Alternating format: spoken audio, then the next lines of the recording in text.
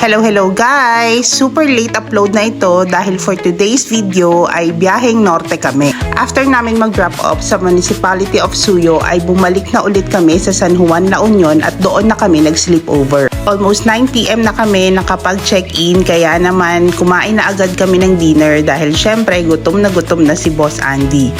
Buti na lang, bukas pa yung restaurant sa tapat ng hotel kaya hindi na namin kailangan lumayo at dito na kami kumain.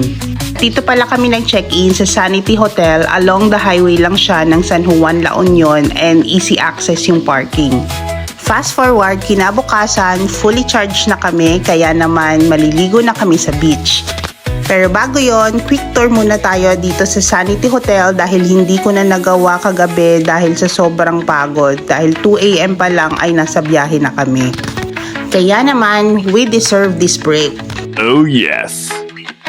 May swimming pool din pala sa hotel pero syempre dahil nasa San Juan tayo, dun tayo sa dagat. Oh yes, maliligo na naman kami sa dagat dahil sa sobrang mahal ng diesel, kailangan natin samantalahin yung mga ganitong pagkakataon. From Sanity Hotel, maglalakad lang kayo ng 2 to 3 minutes dun sa may bandang likod nila para makapunta kayo sa beach. Walang free breakfast yung inavail ko na package sa hotel kaya naman doon na kami kakain ng breakfast sa mismong beachfront. At syempre, dito pa rin tayo sa all-time favorite breakfast spot namin dito sa Orbis Tondo sa Sebay Surf Central. Masarap at reasonable naman yung price ng breakfast nila dito. Tapos napakaganda pa ng location niya dahil nga beachfront siya. At most importantly, dahil nga nakapag-check-in kami dito last time, nakakonect kami sa kanilang wifi. Yun. After namin kumain ng breakfast ay nagpunta na rin kami sa beach para maligo habang hindi pa masyadong mainit. Kagaya nung last na punta namin dito, wala masyadong tao dahil weekdays. At syempre, bago tayo maligo, hindi mawawala ang mandatory picture.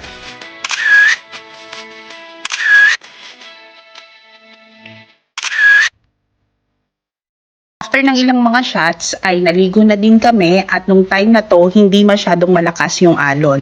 Kaya naman, kakaunti din yung nagsisurf that time. Muna na ako pabalik ng hotel para makapagbanlaw, sina Boss Andy, iniwan ko na muna sa dagat.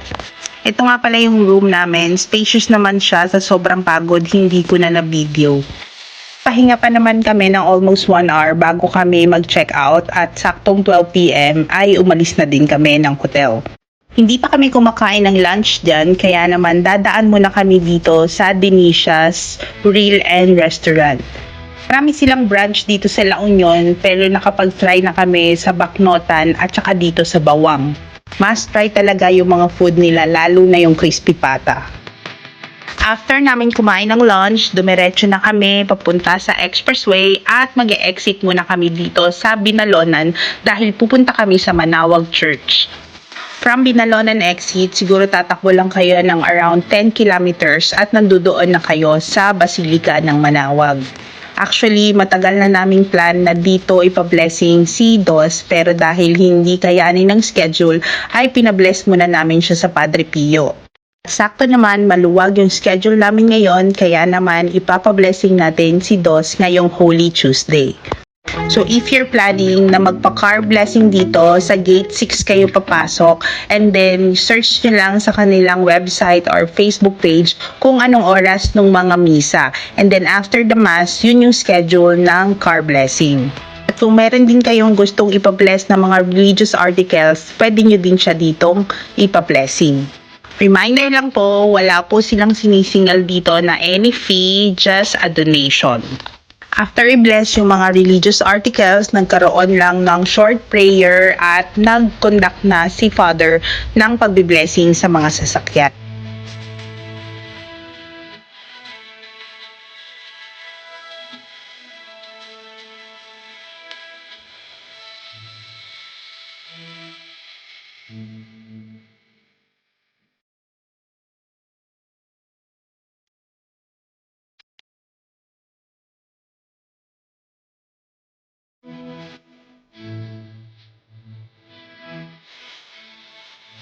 After ng blessing ni Dos, pinat muna namin siya sa gilid para makapagtirik kami ng kandila.